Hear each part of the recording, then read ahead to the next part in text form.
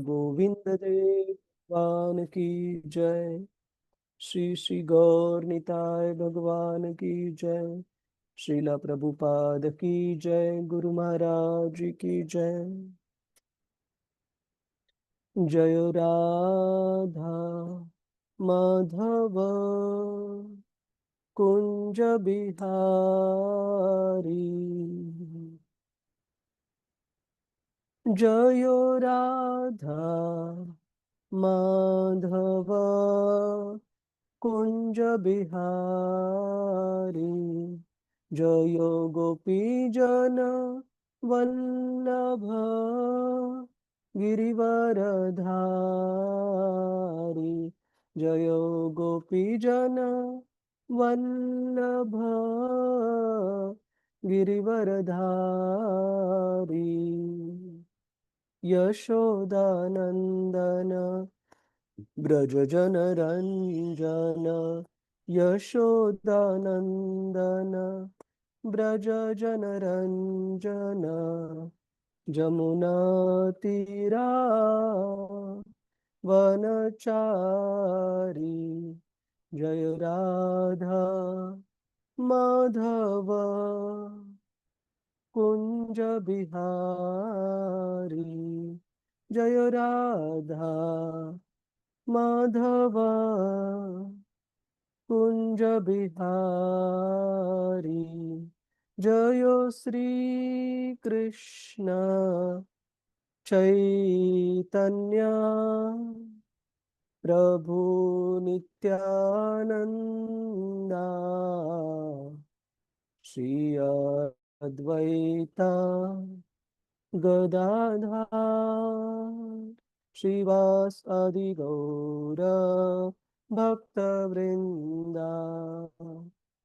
हरे कृष्णा हरे कृष्णा कृष्णा कृष्णा हरे हरे हरे रामो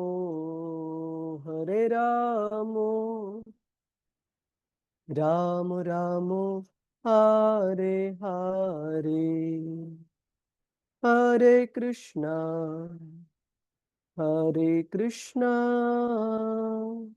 कृष्णा कृष्णा हरे हरे हरे रामो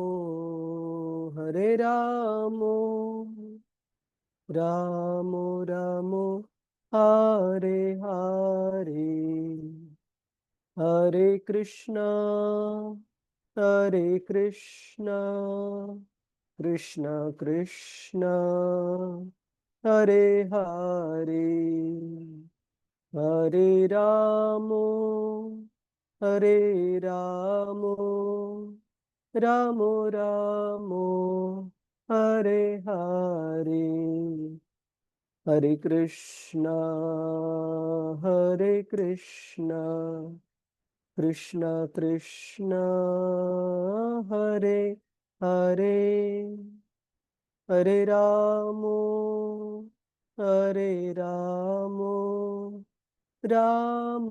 रामो हरे हरे। जय राधा गोविंद राधा गोविंद श्री राधे। जय गौरानिताय जय गौरानिताय जय गौरानिताय जय गौरानिताय।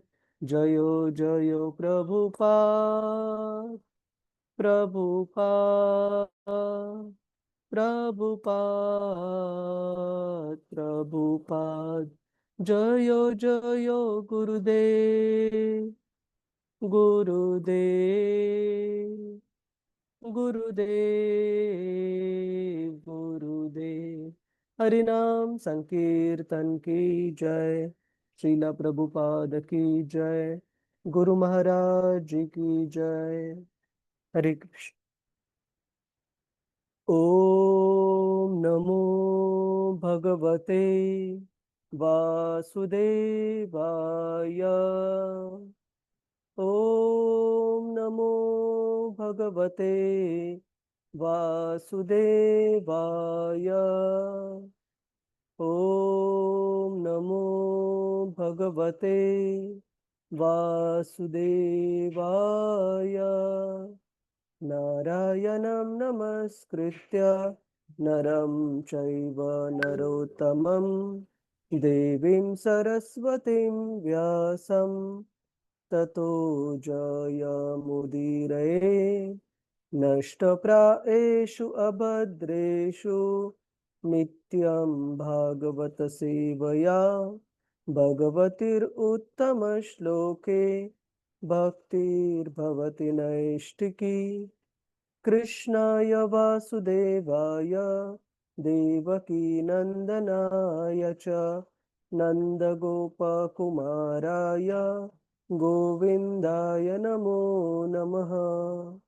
ॐ अज्ञानतिमिरन्धस्य ज्ञानाञ्जनशलाकया चक्षुरुन्मिलितं येन तस्मै श्रीगुरवे नमः।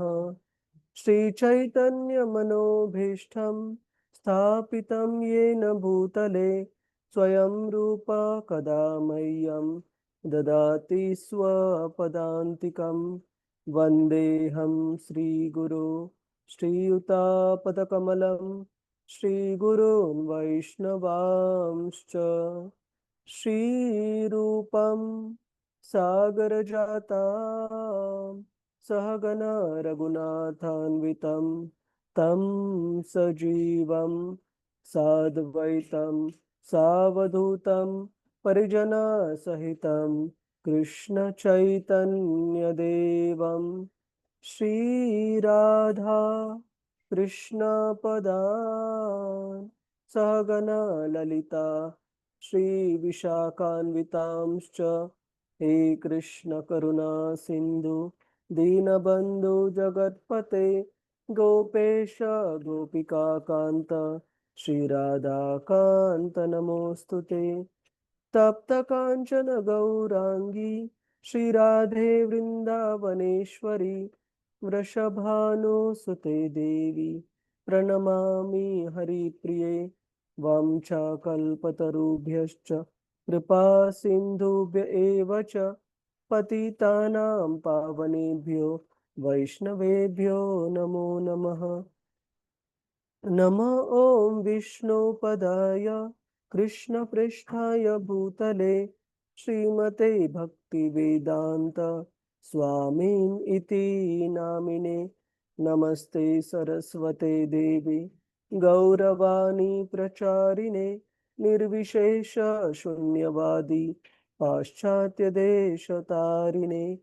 जय श्री कृष्ण चैतन्य प्रभु नित्यानंद श्री अद्वैत गदाधर श्रीवासादि गौर भक्त वृंदा।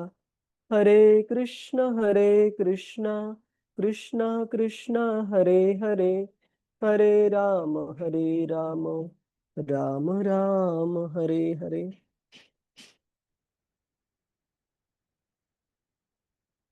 हरे कृष्ण प्रभुजीज माताजीज आपल्या सर्वांचं स्वागत आहे आजच्या श्रीमद भागवतम चर्चेमध्ये।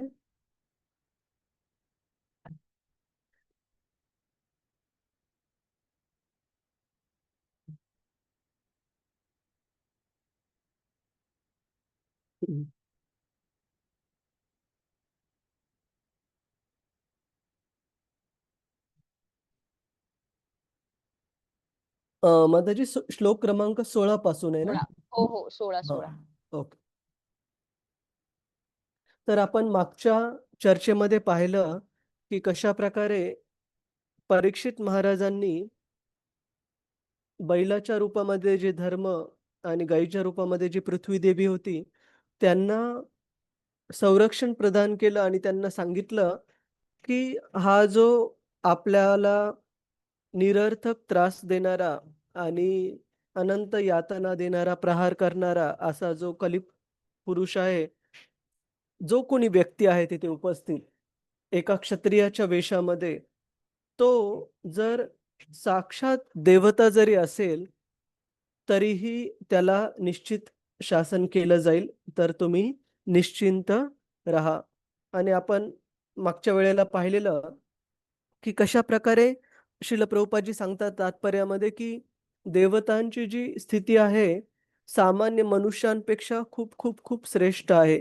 त्यांच्या जीवन काळाच्या बाबतीमध्ये, त्यांच्या सामर्थ्याच्या बाबतीमध्ये, त्यांच्या वेगवेगळ्या प्रकारच्या योगिक सिद्धी शक्तींच्या बाबतीमध्ये सामान्य मनुष्यांपेक्षा देवतागण हे कितीतरी श्रेष्ठ आहेत. आणि आपण एक अ, गणित करून दाखवलेलं, की कशाप्रकारे ब्रह्माजींचा जो जीवनकाळ आहे, शास्त्रात दिलेल्या तत्वांप्रमाणे आपण तो जीवनकाळ मोजू शकतो, भगवद्गीता आणि भागवत यामध्ये दिलेल्या माहिती अनुसार.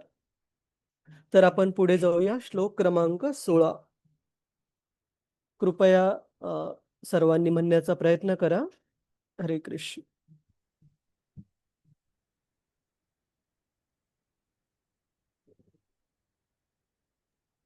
राज्ञो हि परमो धर्मः राज्ञो हि परमो धर्मः स्वधर्मस्थानुपालनम् स्वधर्मस्थानुपालनम् शासतोऽन्यान् यथा शास्त्रम् शासतो शास्त्रम् अनापद्युपथ निह. अनापद्यातुपनिः. कुणाला वाचायचंय का? प्रभुजीच, माताजीच? हरे कृष्ण. हरे कृष्ण. वाचू का प्रभूजी? हा, योजना माताजी. हरे कृष्ण. राज्यकर्त्या राजाचे हे परम कर्तव्य आहे की त्याने नियम पालन करणाऱ्यांचे पूर्ण संरक्षण करावे आणि तशी कोणतीही विशेष परिस्थिती नसताना सामान्य स्थितीत सुद्धा शास्त्रविहित मार्ग सोडून उन्मार्गगामी होणाऱ्यांना कठोर शासन करावे. तात्पर्य: धर्मशास्त्रामध्ये आपदधर्माचा उल्लेख आहे. आपदधर्म म्हणजे असामान्य स्थितीतील कर्तव्य. असे सांगतात की काही विशेष संकट प्रसंगी विश्वामित्रसारख्या थोर ऋषींना सुद्धा कधी कुत्र्याच्या तंगडीचे मांस खाऊन जगण्याची पाळी आली होती. परंतु याचा अर्थ असा नव्हे की मांसाहारी लोकांच्या आहारासाठी नियमितपणे कत्तलखाने असावेत आणि सरकारने या गोष्टींना उत्तेजन द्यावे. सर्वसामान्य परिस्थितीत कोणीही केवळ आपले जिव्हा लौल्य पुरवण्यासाठी मांसाहार कधीच करू नये. जर कोणी तसा करील तर राजाने व राज्य प्रमुखाने त्याच्या त्या घोर इंद्रिय भोगासाठी त्यास शिक्षा केली पाहिजे. आपापल्या वर्णानुसार निरनिराळे उद्योग करणाऱ्या विविध प्रकारच्या माणसांसाठी शास्त्राने विविध आज्ञा दिल्या आहेत आणि जो त्यांचे पालन करतो त्याला स्वधर्मस्थ म्हणजे आपल्या कर्तव्याशी प्रामाणिक राहणारा असे म्हणतात. भगवद्गीतेत 18.48 मध्ये म्हटले आहे की आपला स्वधर्म अर्थात स्वकर्म निर्दोष नाही. या कारणास्तव कोणीही आपले कर्तव्य सोडू नये. कधी कधी परिस्थितीच्या दबावामुळे आपत्कालीन स्थितीत कर्तव्याचे उल्लंघन होऊ शकते, परंतु सामान्य परिस्थितीत मात्र असे कधीही होता कामा नये. काहीही झाले तरी कोणीही आपला स्वधर्म बदलत नाही हे राज्याच्या शासन प्रमुखाने पाहावे व स्वधर्माचे पालन करणाऱ्यांना सर्व प्रकारचे संरक्षण द्यावे. स्वधर्माचे उल्लंघन करणारा शास्त्रानुसार दंडाला पात्र आहे आणि प्रत्येक जण शास्त्रात निर्धारित केल्याप्रमाणे आपापले विहित कर्तव्य कठोरपणे पालन करीत आहे हे पाहणे राजाचे कर्तव्य आहे. हरे कृष्ण प्रभूजी. शिला हरे कृष्ण. प्रभुपाद की जय. हरे कृष्ण. धन्यवाद माताजी. तर इथे सांगितलंय आणि भगवद्गीतेत पण याचा श्लोक दिलेला आहे. भगवद्गीतेतला रेफरन्स श्लोक क्रमांक 18, अध्याय क्रमांक 18, श्लोक क्रमांक 48 की आणि भगवद्गीतेमध्ये एकापेक्षा अधिक वेळेला या मुद्द्याचं वर्णन येतं की कशा प्रकारे आपला स्वतःचा स्वधर्म म्हणजे स्वतःला नेमून दिलेलं काम, मग ते आपण कदाचित त्याच्यामध्ये प्रवीण नसू, कदाचित आपल्याला ते 100%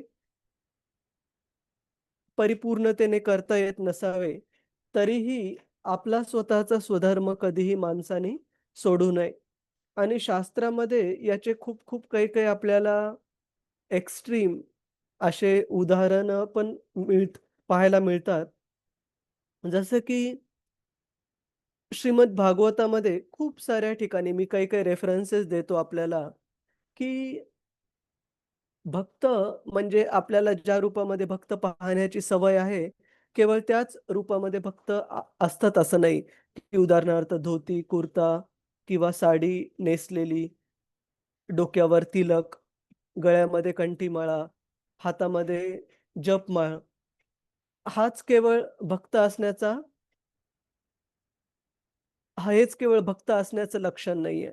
असे पण काही-काही भक्त आपल्याला शास्त्रामध्ये पाहायला मिळतात, जे की आत्ता सांगितलेल्या वेगवेगळ्या बाहेरून दिसणाऱ्या गुणधर्मांपेक्षा वेगळे असे त्यांचे गुणधर्म आहेत.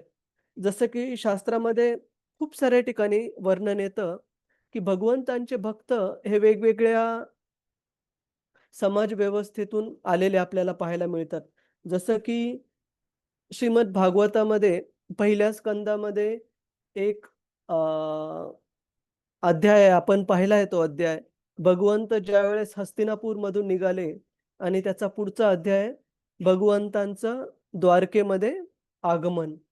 आणि त्या अध्यायामध्ये आपण पाहतो की द्वारकेमधले वेगवेगळे नागरिक आणि त्यांच्यामध्ये समावेश सांगितलेला आहे. द्वारका नगरीमधल्या असणाऱ्या ज्या वारांगना, ज्या वेश्या होत्या, त्या पण भगवंतांच्या महान भक्त होत्या. सांगण्याचा अर्थ असा, की भगवंतांचं भक्त होण्यासाठी कोणतीही भौतिक पात्रता ही बांधिलकी म्हणून नाहीये. कोणत्याही भौतिक स्तरावरचा व्यक्ती पण भक्तीला प्राप्त करू शकतो, भगवंतांचा भक्त होऊ शकतो. त्याच प्रकारे असे कोणते-कोणते जे व्यवसाय आहेत, जे की ह्या धर्माच्या 4 नियमांच्या विरुद्ध, उदाहरणार्थ सांगायला गेलं तर अ, एखादा खाटीक असू शकतो, बुचर. तर त्याचा जो त्याचं जे काम आहे, ते धर्माच्या आधारस्तंभांच्या विरुद्ध आहे. परंतु तो व्यक्ती पण भक्तीचं पालन करू शकतो आणि कृष्ण भक्तीमध्ये परिपूर्णता प्राप्त करू शकतो. भगवत धामामध्ये जाऊ शकतो. तर सांगण्याचा अर्थ असा, की आपण आपल्या जीवनामध्ये पालन करताना धर्माच्या सर्व तत्वांचं पालन करणं आवश्यक आहे. जसं की इथं श्रील प्रभुपादजी सांगतात, सामान्यपणे धर्माच्या दिलेल्या नियमांचं जसंच्या तसं पालन आपण करायला पाहिजे. परंतु आपद धर्म म्हणजे कठीण काळी, संकट काळीची परिस्थिती, अपवादात्मक परिस्थिती. अशा परिस्थितीमध्ये हायर ट्रुथ म्हणजे श्रेष्ठ कार्यासाठी, श्रेष्ठ प्रयोजनासाठी कधी-कधी सामान्य नियमांचा आपल्याला त्याग करावा लागतो. जसं की इथं विश्वामित्र ऋषींचं उदाहरण सांगितलेलं आहे, की कधी कठीण काळी दुष्काळ वगैरे असेल, दुसरं कोणतंच अन्न उपलब्ध नसेल, तर कधी-कधी अशा महान व्यक्तींना पण अशा गोष्टींचं पालन करावं लागतं, ज्या की सामान्यतः धर्माच्या नियमांमध्ये मोडत नाहीत. तर त्याला म्हटलं जातं आपद धर्म. आणि कळण्याचं कारण काय आहे, की कोणता धर्मचं पालन कधी करायला पाहिजे? आपद्धर्म म्हणजे नेमकं काय? कधी पालन करायला पाहिजे? तर याच्यामध्ये पण शास्त्रामध्ये सांगितलंय, की आपण मनाने कोणतंही कन्सेशन स्वतःला देऊ शकत नाही. मनाने कोणती सवलत आपण स्वतःला देऊ शकत नाही, की मी हा नियम जाणून-बुजून मोडेल आणि म्हणेल, की नाही आपद्धर्म होता म्हणून.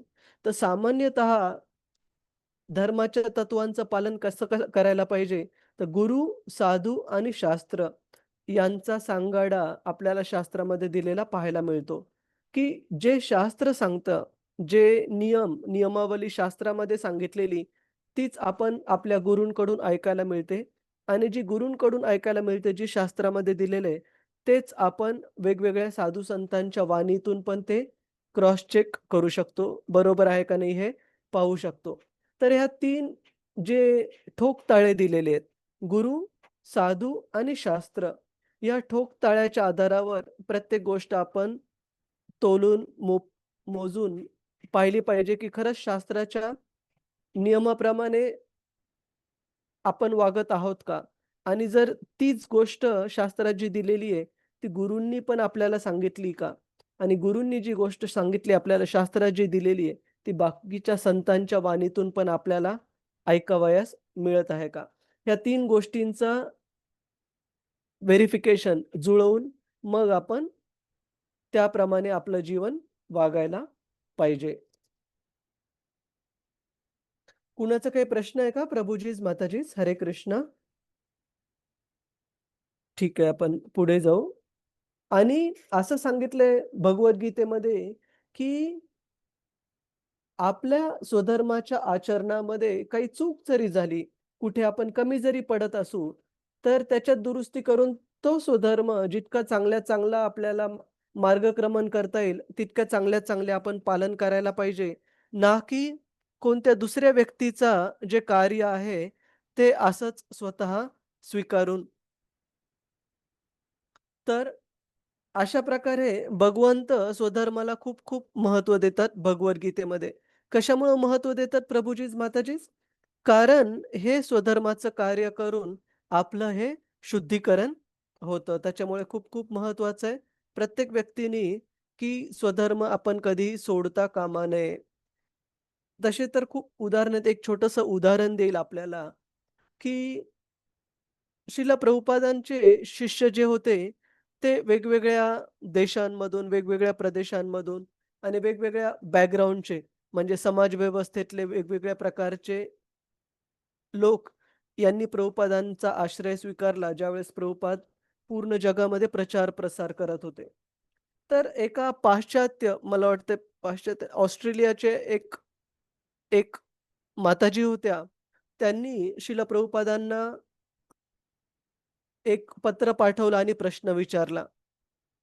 त्यांनी विचारलं, की त्यांचे जे पती आहेत, ते आध्यात्मिक जीवनामध्ये त्यांना सपोर्ट करत नाहीत, त्यांना प्रोत्साहन देत नाहीत आणि एवढंच नाही, तर स्वतःचं भौतिकवादी जीवन जगण्यासाठी पत्नीकडून पण त्यांच्या अशा अपेक्षा आहेत, जेणेकरून अशा गोष्टींच्या अपेक्षा आहेत, ज्या गोष्टी कृष्ण भावनेच्या नियमांच्या अनुकूल नाहीयेत. कृष्ण भावनेच्या नियमांच्या विरोधात आहेत.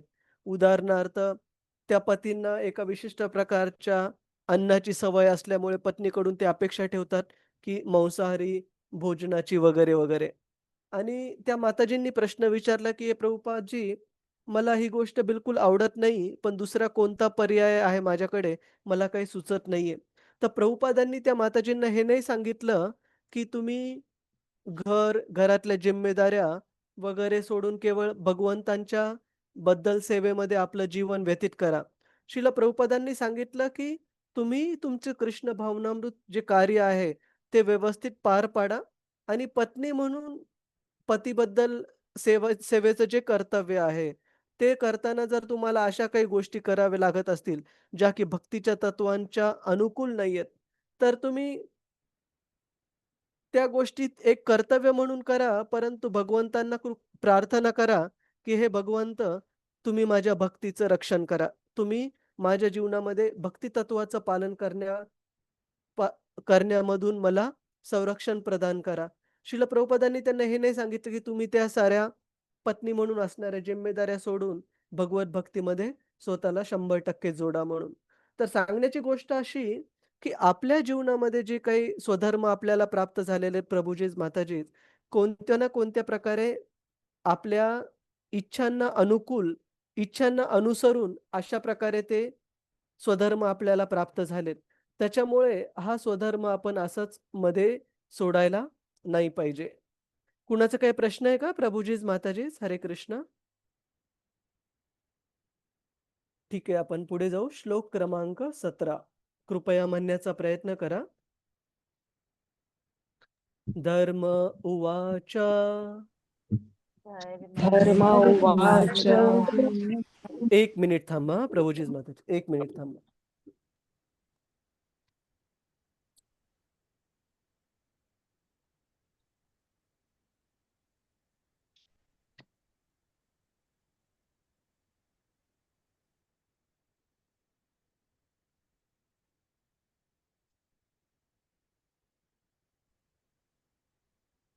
हां, एक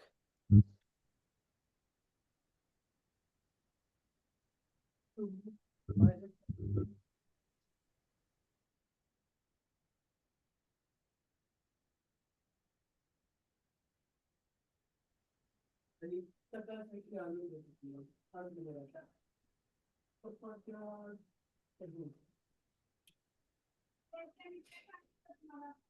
ते काय ऐकत नाहीये सध्या. तुम्ही उद्यापर्यंत वगैरे आणतो ना. आणि मला वीज मागून घेतली. तुम्ही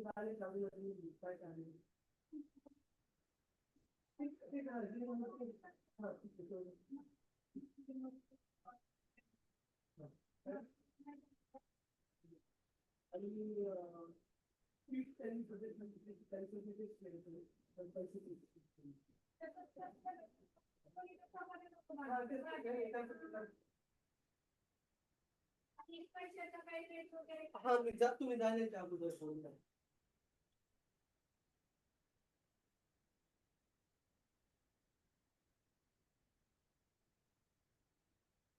हरे कृष्ण. कृपया श्लोक म्हणण्याचा प्रयत्न करा. धर्म उवाच धर्म उवाच एतद्व पाण्डवेयानां पाण्डवेयानां युक्तमार्ता भयं वचः युक्तमार्ता वचः येषां गुणः गणैः कृष्णो येषां गुणैः कृष्णो दौत्यादौ भगवान् कृतः दौत्यान् कृतः. कुणाला वाचायचंय का प्रभुजी मी माताजी? वाचू प्रभूजी. हा, हरे कृष्ण माता. हो माता. हरे कृष्ण प्रभूजी, दंडवत प्रणाम. दंडवत. धर्म म्हणाला, तुम्ही जे बोलता ते पांडववंशीय व्यक्तीला शोभेल असेच आहे.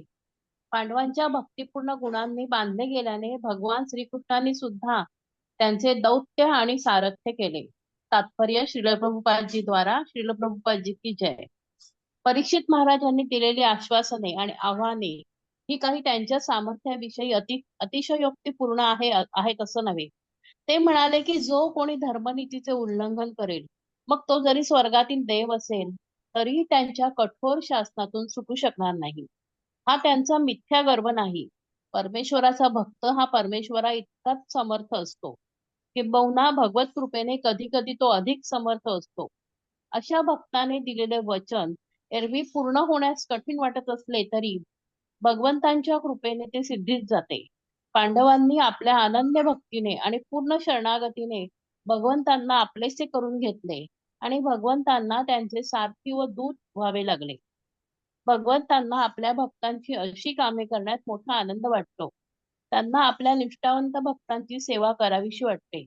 अशा अनन्य भगवत भक्तांना भगवंताची प्रेममय सेवा करण्याव्यतिरिक्त अन्य कार्य नसते. अर्जुन हा भगवंतांचा विख्यात सखा भक्त आहे. त्याचे पौत्र परीक्षित हे देखील आपल्या पितामहाप्रमाणे शुद्ध भक्त होते. त्यामुळे भगवंत नेहमी त्यांच्या सोबत असत. जन्मापूर्वी जेव्हा ते असहाय्य अवस्थेत मातेच्या गर्भात होते आणि अश्वत्थाम्याचे ब्रह्मास्त्र त्यांच्यावर आक्रमण करण्यास चालून आले होते, तेव्हापासून भगवान त्यांच्या जवळच होते. भक्त सदैव भगवदाश्रयाखाली राहतो आणि त्यामुळे परीक्षित महाराजांनी संरक्षणाचे दिलेले आश्वासन निरर्थक असे कधीही असणार नाही.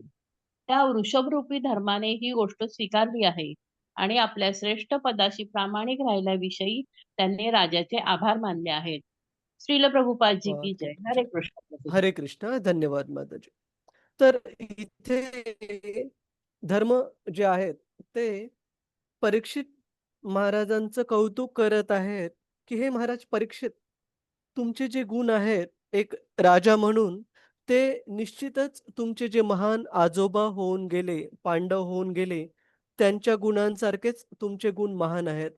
आणि पांडवांचा कोणता विशेष गुण इथे सांगितलेला आहे प्रभुजीज माताजीज, की पांडवांची भगवंतांबद्दलची भक्ती. येषां गुण गणै कृष्णो दौत्यादौ भगवान कृतः, की पांडवांच्या भगवंतांबद्दल असणाऱ्या भक्तीमुळे भगवंत स्वतः इतके आनंदित होते की त्यांनी अशा महान भक्तांचं वेगवेगळ्या प्रकारे एक साधारणपणे एक सामान्य व्यक्तीचं स्तर स्वीकारून भगवंतांनी पांडवांची एका सामान्य व्यक्तीप्रमाणे वेगवेगळ्या सेवा केल्या. कशा प्रकारे? जसं की अर्जुनाचे पार्थ सारथी म्हणून त्यांनी सेवा केली.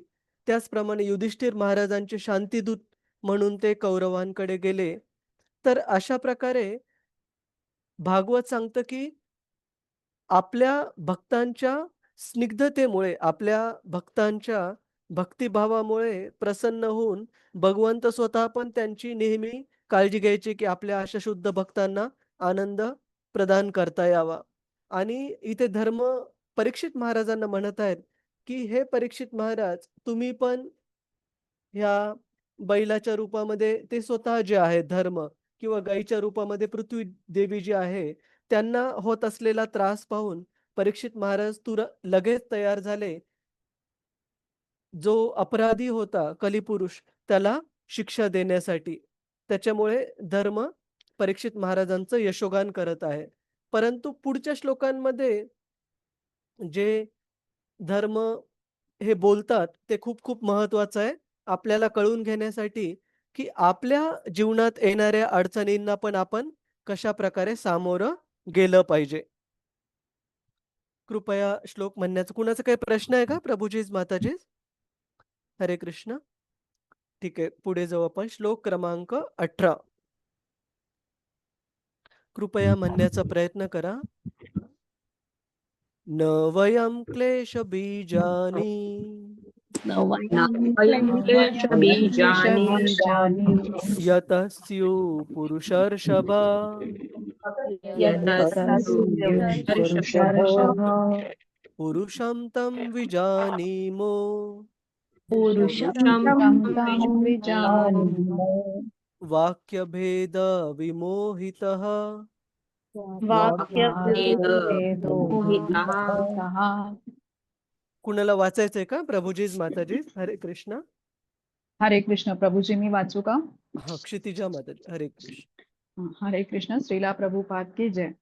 हे सर्वश्रेष्ठ पुरुषा, नेमक्या कोणत्या एका व्यक्तीमुळे आम्हाला कष्ट प्राप्त झाले हे निश्चित करणे कठीण आहे. कारण विविध कारणे सांगणाऱ्या तत्वज्ञानांमधील मतभिन्नतेमुळे आम्ही गोंधळून गेले आहोत. तात्पर्य: कार्यकारणासंबंधी, विशेषतः माणसांच्या दुःखाचे मूळ कारण आणि त्या दुःखांचे विविध जीवांवर होणारे परिणाम यासंबंधी तात्विक चिकित्सा करून आपापल्या विविध उपपत्ती सांगणारे कितीतरी तत्वज्ञ जगात आहेत. त्यातील 6 सामान्यतः श्रेष्ठ समजले जातात ते असे. पहिला कणाद, हे वैशेषिक मताचे प्रवर्तक आहेत. दुसरे गौतम, हे तर्कशास्त्राचे प्रवर्तक आहेत. तिसरे पतंजली, हे योग मार्गाचे प्रवर्तक आहेत. चौथे कपिल, हे सांख्यशास्त्राचे प्रवर्तक आहेत. पाचवे जैमिनी, हे कर्म मीमांसेचे प्रवर्तक आहेत. आणि 6वे व्यासदेव, हे वेदांत दर्शनाचे प्रवर्तक आहेत. बैल आणि गाय अर्थात धर्म व पृथ्वी माता असे दोघेही हे पूर्णपणे जाणत होते की कली हाच या सगळ्या दुःखांचे मूळ कारण आहे. तसेच भगवंतांचे भक्त म्हणून ते हेही जाणत होते की भगवंतांच्या इच्छेवासून आपल्याला कोणीही त्रास देऊ शकत नाही. पद्मपुराणाप्रमाणे आपले आजचे दुःख हे पूर्वीच्या पापबीजांचे फळ आहे. परंतु आपण जर निष्ठेने भक्ती करू लागलो तर हळूहळू ही पापबीजे नष्ट पावतात. त्यामुळे जरी भक्तांनी एखाद्या उपद्रव देणाऱ्याला पाहिले आणि ओळखले तरी याच्यामुळे आपल्याला दुःख भोगावे लागले असा आरोप ते त्यांच्यावर करीत नाहीत. ते असे गृहीतच धरतात की दुष्कृत्य करणाऱ्यालाही तसे करण्यास भाग पाडणारे कोणीतरी कारण असेलच आणि म्हणून दुःखे ही सुद्धा थोड्या प्रमाणात देवानेच दिली आहेत असे मानून ते ती दुःखे सहन करतात. अन्यथा दुःखे कितीतरी प्रमाणात वाढली असती. त्या दुष्टावर सरळ आरोप करणारे विधान परीक्षित महाराजांना हवे होते. परंतु वरील प्रमाणे विचार करून त्या दोघांनी कोणावरही दोषारोपण केले नाही. तथापि तर्कवादी तत्वज्ञ येथे भगवंतांची मान्यता आहे असे समजत नाहीत. ते आपल्या मार्गाने दुःखाचे कारण शोधण्याचा प्रयत्न करतात. ते आपण पुढील श्लोकात पाहणार आहोत. श्रील जीव गोस्वामी यांच्या मताप्रमाणे तर हे तर्कवादी तत्वज्ञ स्वतःच गोंधळून गेलेले आहेत आणि त्यामुळे भगवंतच सर्व कारणांचे कारण कसे आहेत हे त्यांना समजू शकत नाही. हरे कृष्ण. श्रीला प्रभुपाद की जय. हरे कृष्ण. धन्यवाद माताजी. तर एकदा श्रीला प्रभुपाद एका मंदिरामध्ये श्रीमद भागवत क्लासचा क्लास देत असताना सकाळी एक व्यक्ती उठून उभा राहिला आणि श्रील प्रभुपादांना खूप अपमानकारक असे वक्तव्य करू लागला आणि जे सारे भक्त होते त्यांना बिलकुल आवडली नाही ही गोष्ट आणि सारे भक्त त्या व्यक्तीला उचलून बाहेर मंदिराच्या घेऊन जाण्यासाठी तयार होते. परंतु प्रभुपादांनी त्यांना थांबवलं आणि त्या व्यक्तीला बोलू दिलं शांतपणे आणि तो व्यक्ती नंतर शांत झाल्यानंतर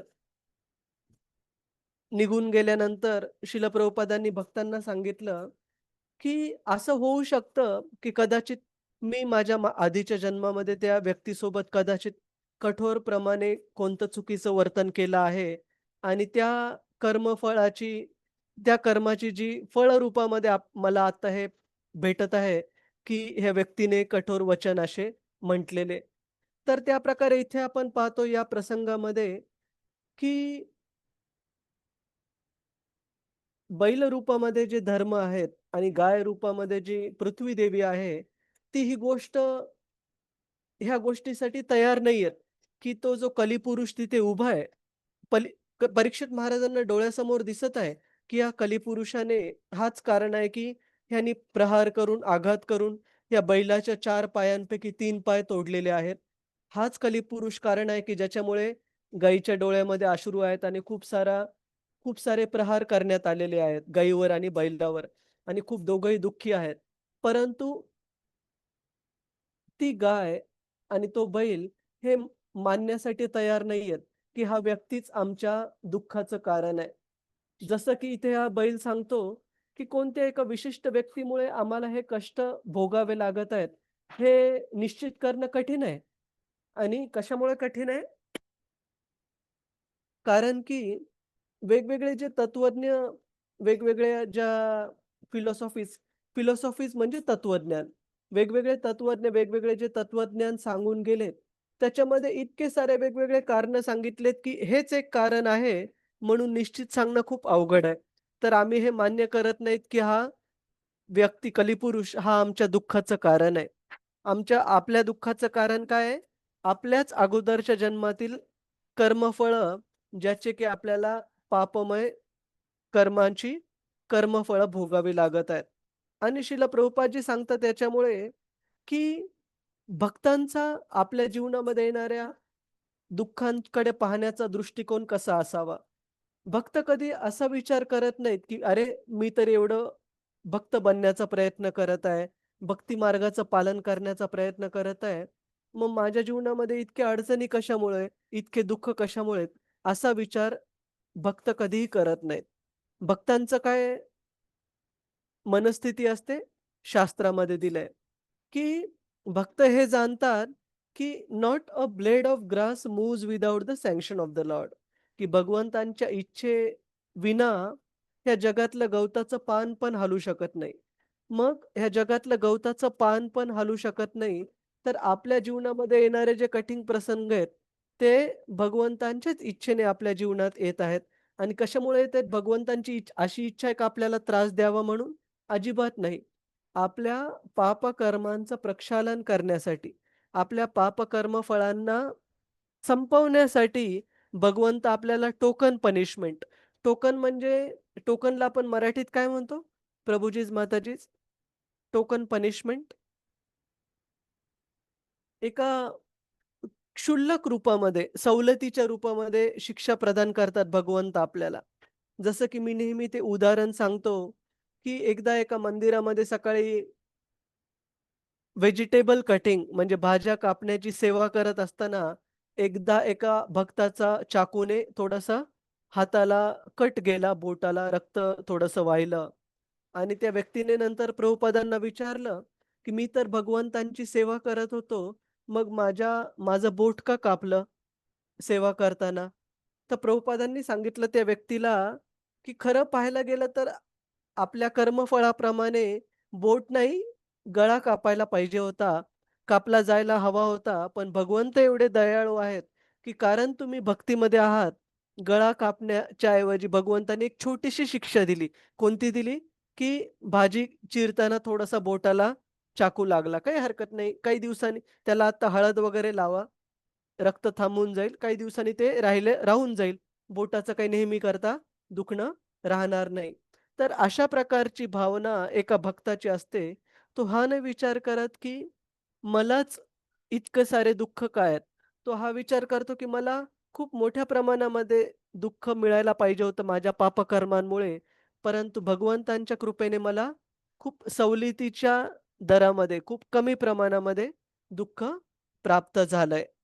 कुणाचा काही प्रश्न आहे का प्रभुजीच, माताजीच? खूप खूप महत्त्वाचा मुद्दा आहे, की भगवत भक्तांनी आपल्या जीवनामध्ये येणाऱ्या दुःखांना कशाप्रकारे पाहायला पाहिजे आणि जे ज्या व्यक्तींमुळे आपल्याला ते दुःख प्राप्त होतंय, त्या व्यक्तीला ह्या दुःखाचं कारण नाही समजायला पाहिजे. कुणाला काही प्रश्न आहे का? प्रभुजीच, माताजीच, हरे कृष्ण. रतिरूपा माताजी, आवाज व्यवस्थित येत आहे का माझा? हो हो प्रभूजी, एकदम व्यवस्थित येत आहे. ठीक आहे, ठीक आहे. कारण इथं बॅकग्राऊंडमध्ये थोडासा आवाज सुरू आहे, पण चालेल, काही हरकत नाही. कुणाचा काही प्रश्न आहे का प्रभुजीच, माताजीच? नाही प्रभूजी. ठीक आहे. तर आपण 1 मिनिट हां.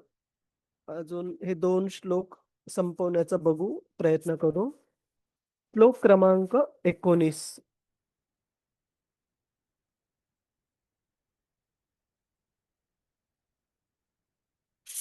केचित् विकल्पवसना केचित् विकल्पवसना आहुरात्मानमात्मनः आहुरात्मानः दैवमन्ये परे कर्म दैवमन्ये परे कर्म स्वभावम् उपरे प्रभुम् स्वभावम् अपरे प्रभुम्. कुणाला वाचायचंय का प्रभुजीत, माताजीस? हरे कृष्ण. प्रभुजींपैकी कुणाला वाचायचंय? प्रवीण जाधव प्रभू, रामचंद्र प्रभू, गणेश कुलकर्णी प्रभू, नाहीतर वास्तव हा गणेश प्रभू. हरे कृष्ण. जे तत्वज्ञ कोणतेही द्वैत मानित नाहीत, ते स्वतःच्या सुखदुःखांचे कारण असल्याचे घोषित करतात. इतर काही लोक दैवी शक्तींना दुःखाचे कारण मानतात, तर इतर काही म्हणतात की आपले कर्मच कारण आहे, आणि जड भौतिकवादी लोक प्रकृतीला अंतिम कारण समजतात. तात्पर्य श्री प्रभुपाद द्वारा श्री प्रभुपाद की जय. वर सांगितल्याप्रमाणे जैमिनी आणि त्यांचे अनुयायी तत्वज्ञ असे सांगतात की माणसाच्या सर्व दुःखांचे मूळ कारण सकाम कर्म आहे. या तत्वज्ञांच्या मताप्रमाणे जरी आपण एखादी वरिष्ठ अतिमानवी शक्ती, त्याला देव किंवा देवी देवता म्हणा, मानली तरी सुद्धा ती शक्ती सकाम कर्माच्या प्रभावाखालीच असेल. कारण ती शक्ती जे काही फळ मानवाला देणार तेही त्याच्या कर्माप्रमाणेच देणार. हे तत्वज्ञ असेही म्हणतात की कर्म स्वतंत्र नाही, कारण कर्म हे कोणातरी कर्त्याकडून व्हावे लागते. म्हणून कर्ता स्वतःच आपल्या सुखदुःखाचे कारण आहे. भगवद्गीतेत 6.5 म्हटले आहे की आपले मन जर या भौतिक जगाच्या आसक्तीतून सुटले तर आपण भौतिक दुःखातून स्वतःची मुक्तता करून घेऊ शकू. म्हणून माणसाने या भौतिक जगाची आसक्ती धरून स्वतःला भौतिकात जखडून ठेवू नये. याप्रमाणे आपल्या भौतिक सुखदुःखांना आपले मनच कारण आहे. निर्विचारवादी आणि प्रकृतीवादी सांख्यांचा निष्कर्ष असा आहे की प्रकृती हे सर्व कारणांचे मूळ कारण आहे. त्यांच्या मताप्रमाणे भौतिक तत्वांचा संयोग हे सर्व सुखदुःखांचे कारण असून त्या तत्वांचे विघटन हे भौतिक दुःखांपासूनच्या मुक्तीस कारण आहे. गौतम आणि कणाद असे मानतात की अणूंचा संयोग हे सर्वांचे कारण आहे. तर अष्टचक्रासारख्या अव्यक्तवाद्यांचा असा निर्णय आहे की ब्रह्माचे आध्यात्मिक तेज हे सर्व कारणांचे कारण आहे. परंतु भगवद्गीतेत भगवान स्वतः सांगतात की अव्यक्त ब्रह्माचे मूळ सुद्धा ते स्वतः आहेत, आणि म्हणून भगवान स्वतः सर्व कारणांचे मूळ कारण आहेत. ब्रह्मसंहिता सुद्धा भगवान श्रीकृष्ण हेच सर्व कारणांचे आदी कारण असल्याचे प्रतिपादन करते. श्री प्रभुपाद की जय. हरे कृष्ण प्रभू. हरे कृष्ण. धन्यवाद प्रभुजी. तर इथे सांगितलंय की वेगवेगळ्या तत्वज्ञांनी सांगितलेलं तत्वज्ञान हे धर्मरूपी जो बैल आहे, तो परीक्षित महाराजांना सांगत आहे, की हे परीक्षित महाराज, तुम्ही विचारत आहात की हा व्यक्ती आपल्यासमोर उभा असलेला कलिपुरुष हा आमच्या दुःखाचं कारण आहे का? तर हे खरं नाहीये. का खरं नाहीये? कारण वेगवेगळ्या तत्वज्ञांनी वेगवेगळे कारणं सांगितलेत आपल्या दुःखाचं, की कुणी कारण सांगतं की आपले जे पहिले पापमय कर्म आहे, त्याच्या अनुसार आपल्याला कर्मफळ मिळतात. कुणी दुसरं सांगत आहे की वेगवेगळ्या देवी-देवतांच्या इच्छेनुसार आपल्याला हे कर्मफळ प्राप्त होतात, दुःख पण प्राप्त होतात. कुणी दुसरं सांगतं की मन, आपलं मन हेच आपल्या सर्व कर्मफळांचं कारण आहे. कुणी दुसरं सांगतं की वेगवेगळ्या प्रकारच्या अणु-रेणूंच्या एकत्र येण्याने वेगवेगळ्या प्रकारचे सुख-दुःख आपल्याला प्राप्त होतात. तर त्याच्यामुळे ह्या सगळ्या तत्वज्ञानांमुळे मी स्वतः मला माहिती नाही, की माझ्या दुःखाचं कारण काय आहे आणि हा व्यक्तीला माझ्या दुःखाचं कारण स्वीकारण्यासाठी मी तयार नाहीये.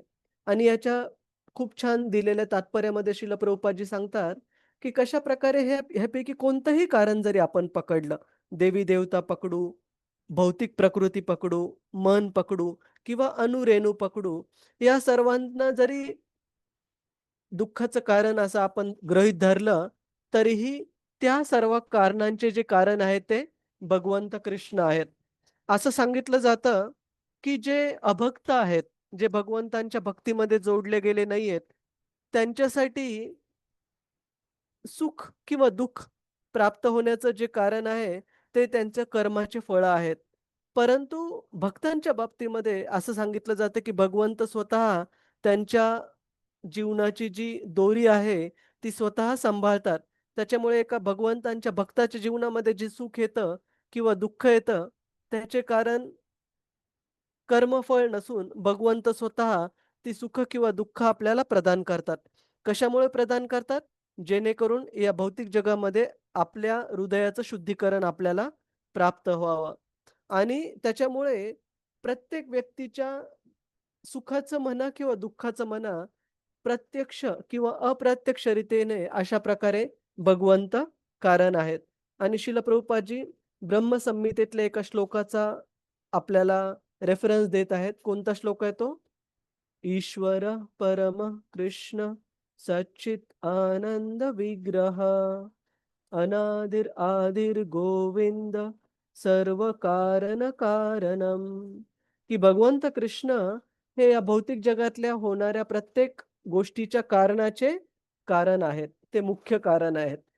कुणाला काही प्रश्न आहे का प्रभुजीज माताजीज? हा मुद्दा कळाला आपल्याला, की भगवंत कशा प्रकारे सर्व कारणांचे मूळ आहेत? हरे कृष्ण. हो, समजलं हो प्रभूजी. प्रभूजी. ठीक आहे. आपण एक श्लोक घेऊ अजून आणि आजची चर्चा इथे संपवू. श्लोक क्रमांक 20.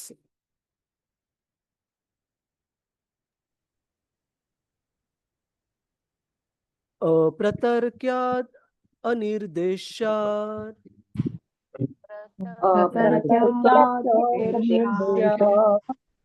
इति केषु अपि निश्चयः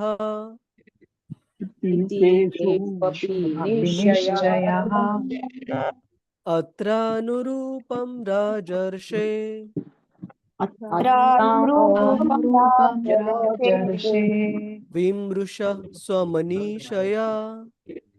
विमृशया. अनुवाद कुणाला वाचायचंय का? प्रभुजीज माताजी, हरे कृष्ण. ठीक आहे, मी वाचतो. हा, संजना माताजी का? हो हरे प्रभू. कृष्ण. योजना माताजी, तुम्ही पुढचं वाच. ठीक आहे. हरे हो कृष्ण. हो, चालेल प्रभू. हरे कृष्ण. हा माताजी. हरे कृष्णा. धन्यवाद प्रभूजी. काही असेही विचारवंत असे मानतात की आपल्या दुःखाचे अंतिम कारण कोणालाही तर्काने निश्चित करता येणार नाही, कल्पनेने जाणता येणार नाही किंवा शब्दांनी व्यक्त करता येणार नाही. हे राजर्षे, या सर्वांचा आपल्या बुद्धीने विचार करून कोणता निर्णय ठरवायचा आहे ते तुम्ही ठरवा. तात्पर्य: वर स्पष्ट केल्याप्रमाणे भगवत भक्त वैष्णवांचा असा विश्वास असतो की परमप्रभूच्या इच्छेविना कोणतीही घटना घटित होत नाही. तेच सर्वोच्च संचालक आहेत.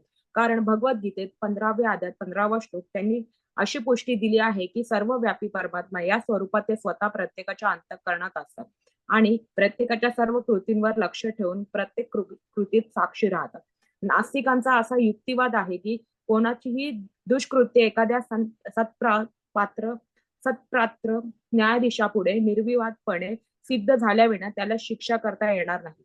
या युक्तिवादाला वरील ठिकाणी उत्तर मिळते. कारण भगवान हे शाश्वत साक्षीदार आणि जीवाचे नित्य सहचर आहेत. हे आपण मान्य करतो. आपण वर्तमान जन्मात अथवा मागील जन्मात काय केले त्याचा आपणास विसर पडू शकेल, परंतु आपण हे ध्यानात ठेवले पाहिजे की या देहरूपी वृक्षावर जीवात्मा आणि परमात्मा हे दोन्ही पक्षी राहत आहेत. त्यापैकी जीवात्मा त्या झाडाची फळे खातो आहे आणि परमात्मा तेथे बसून सर्व काही पाहत आहे. तो साक्षी आहे. तेव्हा हे परमात्मा स्वरूपच प्रत्येक जीवाच्या सर्व कर्मांचे साक्षीदार आहे आणि त्याच्याच निर्देशानुसार जीव आपली कृत कर्मे स्मरतो किंवा विसरतो. म्हणून भगवान सर्वव्यापी अव्यक्त ब्रह्मही आहेत आणि प्रत्येकाच्या अंतःकरणातील हृदयस्थ परमात्माही आहेत.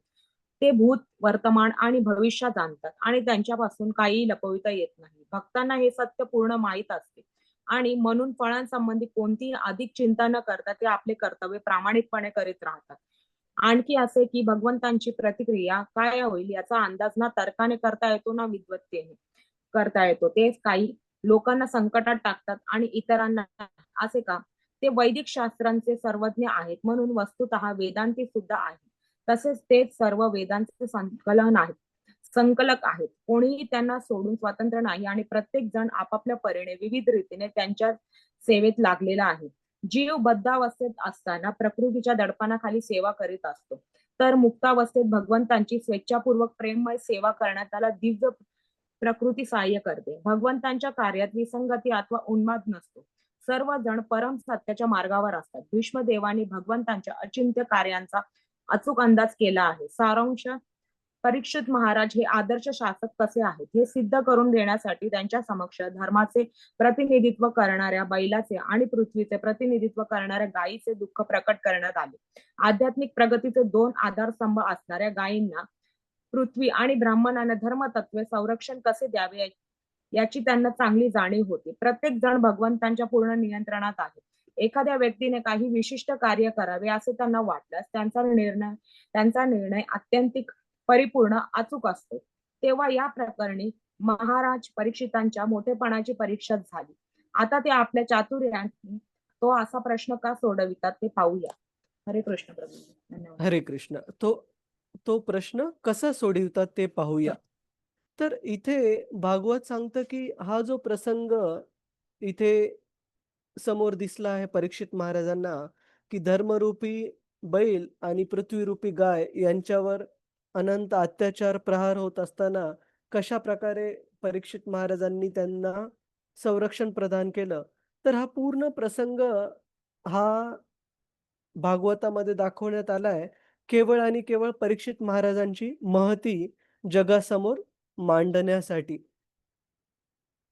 की इथे आपण पाहतो की हे बैल आणि गाय हे साधारण व्यक्ती नसून इतके महान व्यक्ती आहेत की आपल्या दुःखाचं कारण म्हणून ते कलिपुरुषाला जिम्मेदार ठरवत नाहीत. ते सांगतात की भगवंतांच्या इच्छेविना कोणतीच घटना घटत नाही. भगवद्गीतेतला श्लोक श्रील प्रभुपादजी रेफर करतात 15.15 15वा अध्याय 15वा श्लोक. सर्वस्य चाहं हृदि सन्निविष्टो मतस्मृतिर्ज्ञानम् अपोहनं च वेदैश्च सर्वैर् अहम् एव वेद्यो वेदांत कृत्वे दविदेव चाहम. की श्रील प्रभुपादजी इथे लिहितात ह्या श्लोकामध्ये सांगितलेलं आहे की सर्वस्य चाहम हृदि सन्निविष्टो, की हृदयाच्या सन्निविष्टो म्हणजे हृदयाच्या जवळच्या भागामध्ये, हृदयाच्या बाजूलाच परमात्मा रूपामध्ये भगवंत प्रत्येक व्यक्तीच्या हृदयात, प्रत्येक प्राणीमात्राच्या हृदयामध्ये वास करत आहेत. आणि त्यांच्यापासून काय उत्पन्न होतं? सर्वस्य चाहम हृदि सन्निविष्टो मत स्मृतिर्ज्ञानम अपोहनम च. भगवंतांपासूनच स्मृती प्राप्त होती, ज्ञान प्राप्त होतं आणि अपोहनम च. अपोहनम च म्हणजे विसर पडणे. म्हणजे आपण ज्या गोष्टी विसरतो ते पण भगवंतांच्याच कृपेने विसरतो आणि ज्या गोष्टी लक्षात ठेवतो त्या आपण भगवंतांच्याच कृपेने लक्षात ठेवतो. तुम्ही म्हणाल असं कसं? विसरणं हे कसं काय भगवंतांच्या कृपेने असू शकतं? एक छोटं उदाहरण देतो, की कधी-कधी व्यक्तीला असे स्वप्न पडतात, की आपण कोणत्या कड्यावरून खाली पडत आहोत, मोठ्या डोंगराच्या किंवा उंचीवरून आपण खाली पडत आहोत किंवा कुणीतरी आपल्या पाठीमागं कोणतं हत्यार घेऊन पळत आहे, आपल्या पाठीमागे वाघ लागलेला आहे आणि खूप मनामध्ये त्रास होतो झोपेमध्ये. पण उठल्यानंतर आपल्याला असं लक्षात येतं, की "अरे, मी तर घामाघूम झालोय, पण मला तर काहीच संकट नाहीये इथे. असंच घाबरलो मी." तर सांगण्याची गोष्ट अशी, की ही पण आपल्या मागच्या जीवनातले असणारे आपले जे मनावर असणारे जे इम्प्रेशन्स, इम्प्रेशन्सला आपण मराठीमध्ये काय म्हणतो? प्रभुजीच, हम्म. माताजीच? संस्कार म्हणू ठसा शकतो आपण. ठसा ठसा. ठसा. हां. आपल्या आधीच्या जन्मातल्या आपल्या कार्यांमुळे आपल्यावर जे प्राप्त झालेले मागच्या जन्मातले जे संस्कार किंवा जे ठसे आहेत, त्याच्यामुळे वाघ जरी आपल्या पाठीमागे लागला नाही, पण झोपेमध्ये तसा विचार करून आपण घामाघूम होऊन जातो. तर सांगण्याची गोष्ट अशी, की भगवंतांच्या इच्छेनुसारच आपल्याला जे काही कर्मफळं प्राप्त होतात, ते होतात. विशेषतः जर आपण भक्ती मार्गाचा स्वीकार केला तर. तर त्याच्यामुळे हे लक्षात ठेवायला पाहिजे, की भगवद्गीता सांगते, श्रीमद भागवतम सांगतं, की भगवंत हे आपल्या प्रत्येक कृतीचे साक्षीदार आहेत. आपला जन्माच्या सुरुवातीपासून ते जीवनाच्या अंतिम क्षणापर्यंत भगवंत हे आपल्या प्रत्येक कृतीचे साक्षीदार आहेत. उपदृष्टा आणि अनुमंता. उपदृष्टा म्हणजे विटनेस, साक्षीदार आहेत आपण केलेल्या प्रत्येक कार्याचे आणि अनुमंता म्हणजे आपल्या विचारांनुसार आपल्याला आपल्या आपल्या कृतीमध्ये, कार्यामध्ये सफलता प्राप्त करून देणारे आहेत, अनुमती देणारे आहेत. त्याच्यामुळे जरी भगवंत फॅसिलिटेट म्हणजे आपलं इच्छा पूर्ण करण्यासाठी आपल्याला मदत करत असतील, तरी जिम्मेदार कोण आहे? प्रभूजीच भगवंत आहेत का? आपल्या नाही, आपण स्वतः. कार्यासाठी? नाही, जीव आहे. आपण स्वतः जिम्मेदार आहे, जीव जिम्मेदार आहे. कारण भगवद्गीतेच्या 5व्या अध्यायामध्ये भगवंत हे सांगतात, की ते फक्त फॅसिलिटेटर आहेत. म्हणजे एखाद्या चोराने जर ठरवलं, की मी चोरी करणार, तर त्या चोराला कशी चोरी करायला पाहिजे, ही बुद्धी देणारे कोण आहेत? भगवंत आहेत. पण त्यांना दोष नाही देऊ शकत. का? कारण जीवाने तो योग्य असो की अयोग्य असो, विचार, ती इच्छा मनामध्ये प्रकट केली. भगवंत तर ती इच्छा फक्त पूर्ण करण्यासाठी त्याला फॅसिलिटी देत आहेत. पण ती इच्छा बरोबर असो की चुकीची असो, कुणी इच्छा व्यक्त केली, एका जीवाने व्यक्त केली, जीवात्म्याने व्यक्त केली. तर याच्यासोबत आज आपण इथे थांबू. प्रभूजीच, माताजीच. कुणाचा काही प्रश्न आहे का? हरे कृष्ण. हरे कृष्ण प्रभूजी. हां, माताजी. हरे कृष्ण. प्रभूजी, आता आपण बघितलं की भगवंतांच्याच इच्छेने विसर पडतो आणि सगळं स्मरण सुद्धा होतं. तर बरोबर. आपण ही गोष्ट या गोष्टीला आपण लागू करू शकतो का? की जेव्हा भगवंत अवतार घेत होते तेव्हा भगवंतांनी सगळ्या देवी देवतांना आदेश दिलेला की तुम्ही धरतीवरती या रूपामध्ये जन्म घ्या आणि तिथे ब्रह्मदेव सुद्धा होते. पण जेव्हा आपण बघतो आणि ब्रह्मदेवांचा एक असा पण उल्लेख आहे की राधाकृष्ण यांचं लग्न ब्रह्मदेवांनी भांडीरवनामध्ये सुद्धा केलाय. पण बरोबर. जेव्हा ग्वालबालांना सगळे जे होते त्यांना जेव्हा म्हणजे त्यांना त्यावेळी विसर पडला आणि ते त्यांना घेऊन गेले ब्रह्मलोकामध्ये आणि 1 वर्षाने त्यांना आले याच्या आधी पण म्हणजे ब्रह्मदेवांना माहिती होतं की भगवंत पण त्या काळासाठी ब्रह्मदेवाला भगवंतांची लीला करायची होती, मग ब्रह्मदेवांना ए विसर पडला. एकच मिनिट हां, माताजी. उद्या सकाळी बोलायचं का? हां, हां, माताजी. प्रभूजी, तर ही गोष्ट लागू पडू शकते का या गोष्टीला? फरक हा आहे माताजी, की भगवंतां ह्या भौतिक जगामध्ये 2 प्रकारे गोष्टी घडवून आणतात. एक त्यांची शक्ती कार्य करते योगमाया शक्ती आणि दुसरी कार्य करते महामाया शक्ती. तर ज्यावेळेस बद्ध जीव ह्या भौतिक जगतामध्ये चुका करतात किंवा आपले कार्य करतात, ते महामाया शक्तीने प्रेरित असतात आणि जे भगवंतांचे शुद्ध भक्त आहेत, ते भगवंतांच्या योगमाया शक्तीच्या अधिपत्याखाली कार्य करतात. हे भगवद्गीतेत सांगितलंय, की अ, 1 मिनिट तो श्लोक कोणता आहे? प्रभुजीच माताजीच कोणी सांगेल का? की अ, अ, माझे भक्त हे दिव्य शक्तीच्या म्हणजे योगमाया शक्तीच्या अधिपत्याखाली कार्य करतात. दैवी प्रकृती. मया अध्यक्षेण प्रकृती का प्रभूजी? नाही, नाही. हम्म. दैवी प्रकृतीम आश्रिता. हा, दैवी एषा गुणमयी मम नाही. माया दुरत्यया. ते पण आश्रिता. 1 मिनिट 9:13. हां. कृपया म्हणण्याचा प्रयत्न करा प्रभुजीच माताजीच. महात्मानस्तु मां पार्थ महात्मानस्तु मां महात्मानस्तु पार्थ दैवीं प्रकृतिम् आश्रितः दैवीं दैवीं प्रकृतिमाश्रिताः प्रकृतिमाश्रिताः भजन्ति अनन्यमनसो भजन्त्यनन्यमतो ज्ञात्वा भूतादिम् अव्ययम्. ज्ञात्वा भूतादिमव्ययम्. तर याच्यामध्ये सांगितलंय, महात्मानस्तु माम पार्थ दैवीं प्रकृतीम आश्रिता, की जे भगवंतांचे भक्त आहेत, ते दैवी प्रकृतीच्या अधिपत्याखाली आश्रित आहेत.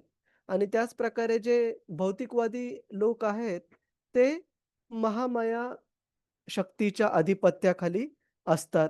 तर त्याच्यामुळे तुम्ही जे उदाहरण सांगितलं, त्याच्यामध्ये जसं गोप बालक आहेत, त्यांना पण स्मृती विसर पडला तेवढ्या काळापुरता, जेवढा काळ ब्रह्माजी त्यांना त्यांच्या एका गुहेमध्ये लपवून आले होते. 1 वर्ष पूर्ण निद्रा अवस्थेमध्ये होते. तर त्यांना हा विसर कोणी पाडला? भगवंतांच्या योगमाया शक्तीने. परंतु जे भौतिकवादी लोकं आहेत, उदाहरणार्थ दुर्योधन, की ज्याने की भगवंतांना ओळखलंच नाही, त्याच्या समोर भगवंत असून पण. ज्यावेळेस ते शांतीदूत म्हणून गेले, दुर्योधन म्हणाला, की "हे कृष्णा, तुम्हाला काय वाटतं की तुम्ही तुमच्या योगिक शक्तीने मला घाबरवून टाकाल? अजिबात घाबरणार नाही मी." आणि कृष्णाला अटक करण्यासाठी आपले सैनिक पाठवले दुर्योधनाने. तर ही झाली महामाया शक्ती. तर सांगण्याचा हेतू असा, की ज्यावेळेस कृष्ण या भौतिक जगतामध्ये येतात, त्यांचं आदान-प्रदान आपल्या भक्तांच्या प्रती आणि सामान्य भौतिकवादी लोकांच्या प्रती, हे त्यांच्या भक्तांच्या प्रती योगमाया शक्तीने आदान-प्रदान आणि भौतिकवादी लोकांच्या प्रती महामायेने आदान-प्रदान चालतं. ठीक आहे माताजी? संजना माताजी? म्हणजे हो प्रभूजी, म्हणजे यशोदा मातेला सुद्धा जेव्हा त्यांनी एका कन्येला जन्म दिला आणि देवी मातेने सुद्धा भगवान श्रीकृष्णाने जन्म दिला, तर त्यांना योग माया मायाने शक्ती. करेक्ट. पडला गेला. बरोबर विसर आणि एवढंच नाही, तर केवळ त्या जन्माच्या वेळेलाच नाही, ज्यावेळेस कृष्ण लीला करत होते, एकानंतर एक त्यांच्या लीला अशा अनन्यसाधारण होत्या, की जे सामान्य मुलाला काय, सामान्य मोठ्या माणसाला पण शक्य नाही. जसं की नलकुबेर आणि मणिग्रीव यांचा अर्जुन वृक्षांच्या शरीरात असताना केला गेलेला उद्धार. कोणत्याच लहान मुलाला शक्य नाहीये, की 2 मोठे झाडं पाडावेत उखळामध्ये अडकून ते झाडं. तर ह्या अनन्यसाधारण लीला ज्यावेळेस घडत होत्या, तरी पण योगमाया यशोदामाईला आणि नंद महाराजांना असा विचार करण्यास भाग पाडत होते, की हा मुलगा काही अनन्यसाधारण मुलगा नाहीये. आमचाच मुलगा आहे, आमचाच बालक आहे आणि मे बी देवी-देवतांकडून शक्ती प्राप्त झाली म्हणून काही वेळेस थोडं शक्ती दाखवतो. परंतु मी त्याला व्यवस्थित काळजी घेते, खाऊ-पिऊ घालते, सांभाळते, म्हणून हा एवढा शक्तिशाली आहे. आणि हा जर अनन्यसाधारण मुलगा असता, तर कसं काय शक्य आहे, की ज्यावेळेस खूप जोरात पाऊस पडायचा, वीज कडकडायची, त्यावेळेस हा छोटा बालक घाबरून माझ्या कुशीमध्ये येतो आणि कमीत कमी 12-14 वेळेला घ्यावं लागतं, त्याला कुरवाळावं लागतं. त्यावेळेस तो शांत होतो, इतका घाबरून जातो. तर जर हा व्यक्ती खरंच जर अनन्यसाधारण देवता वगैरे कोणी महान असता, तर देवता थोडीच असे घाबरून गेले असते. तर अशा प्रकारे योगमाया शक्तीने नेहमी यशोदामाई, नंद महाराज, बाकीचे गोपाज वगैरे त्यांची मती योगमाया शक्तीने झाकली जायची. ठीक आहे माताजी? प्रभूजी माझा अजून एक आणि प्रश्न. हां, काही दिवसांआधी एक व्हिडिओ बघितलेली, तर त्याच्यामध्ये असं सांगितलं की जेव्हा आपण एखादं स्वप्न बघतो तर ते आपल्या पॅरलल युनिव्हर्स बरोबर. मध्ये आपलं सेम जे असतं प्रतिकृती असते आपली, आणि ते तिथे घडत असताना ते आपल्याला कधी कधी असं दिसत असतं, कारण की आपल्याला असं वाटतं की आपण या जागी होतो, म्हणजे असं वाटतं पण आपण कधी गेलेलो नसतो तिकडे, या कधी असा विचार होतो. तर प्रभूजी माझं असं म्हणणं आहे की या गोष्टीला भागवतम या गोष्टीवरती काय उत्तर देतं, कारण की जर आपण इकडे भक्ती करतो आणि जर आपल्याला इकडे मोक्ष मिळाला तर आपल्या त्या प्रतिकृतीला सुद्धा मोक्ष मिळेल, की त्यांना सुद्धा कर्म फळातून सगळं सुटका मिळूनच मिळेल असं. तुम्ही जे सांगितलं त्याच्यामध्ये आणि प्रभुपादांकडून जे ऐकलं त्याच्यात थोडासा फरक आहे, की प्रभुपादांनी असं सांगितलं, की आपल्याला स्वप्नामध्ये ज्या गोष्टी अनुभवायला मिळतात, कदाचित 2 प्रकारच्या गोष्टी सांगितल्या प्रभुपादांनी, की त्याच्यापैकी काही आपण मागच्या जन्मामध्ये अनुभवलेल्या आहेत. एक छोटंसं उदाहरण सांगतो. जसं काही लोकांना खूप उंच जर गेलं, तर खाली खोल पाहण्याची भीती वाटते. याचा अर्थ कोणत्या ना कोणत्या आधीच्या जन्मामध्ये कदाचित त्यांचा पाय घसरला, इतक्या उंचीवरून पडलेले आहेत, कदाचित प्राण पण गेलेला आहे. पण ती भीती त्यांच्या मनामध्ये उंचीची आहे. त्याच प्रकारे प्रभुपाद सांगतात, की कधी-कधी आपल्याला आपण अनुभवलेल्या 2 गोष्टींचं एकत्र मिश्रण पाहायला मिळतं, की उदाहरणार्थ कोणत्या व्यक्तीला एखादा उडणारा जर साप समजा पाहायला मिळत आहे, तर त्या व्यक्तीने उडणारे काही प्राणी पण पशु-पक्षी पाहिलेले आहेत आणि चालणारा साप पाहिलाय. तर त्या दोघांचं एकत्रितपणे त्याला ती गोष्ट एका त्याच्या काय म्हणतात, मनाच्या विचारांमधून किंवा भ्रमांमधून अशी गोष्ट पण ह्याच्यामध्ये पाहायला मिळते स्वप्नामध्ये. आणि कधी-कधी हे पण सांगितलंय, की भगवत भक्तांसाठी कधी-कधी काही-काही कर्मफळं आपल्याला प्रत्यक्षात न प्राप्त होता, स्वप्नामध्ये पण भीतीदायक परिस्थितीमध्ये कधी-कधी प्राप्त होतात. जेणेकरून आपलं जे शुद्धीकरणाची प्रक्रिया चालू आहे, ह्या जन्मात सर्व चुकीचे बरोबर कर्मफळं पण पूर्ण शून्य होऊन मिटून जावेत आणि आपण भगवत धामात जाण्यासाठी तयार व्हावं. तर हे पण एक कारण सांगितलंय. पॅरलल युनिव्हर्स वगैरे मी ऐकलेलं नाहीये.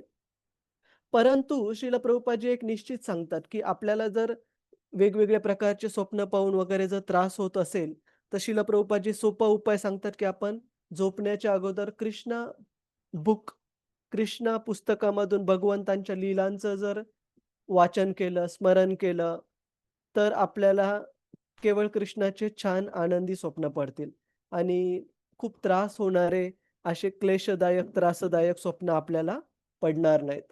तर हे प्रभुपादांकडून मी ऐकलेलं आहे माताजी. हो प्रभूजी. प्रभूजी असं कोणती बुक आहे का ज्याच्यामध्ये लीला वगैरे नाव वगैरे तुमचं सांगू शकता तुम्ही? कोणती काय आहे का? कोणती कोणत्या कोणते जे आहेत पुस्तक आहेत ते भगवंतांच्या लीला वगैरे दिले अ, त्यांचे काही नावं सांगू शकता हो, तुम्ही हो ग्रुपवर किंवा माताजी. 1 मिनिट मी दाखवतो आपल्याला 1 मिनिट हां. रतिरूपा माताजी हे बंद करा रेकॉर्डिंग. हो हो प्रभू. हे बघा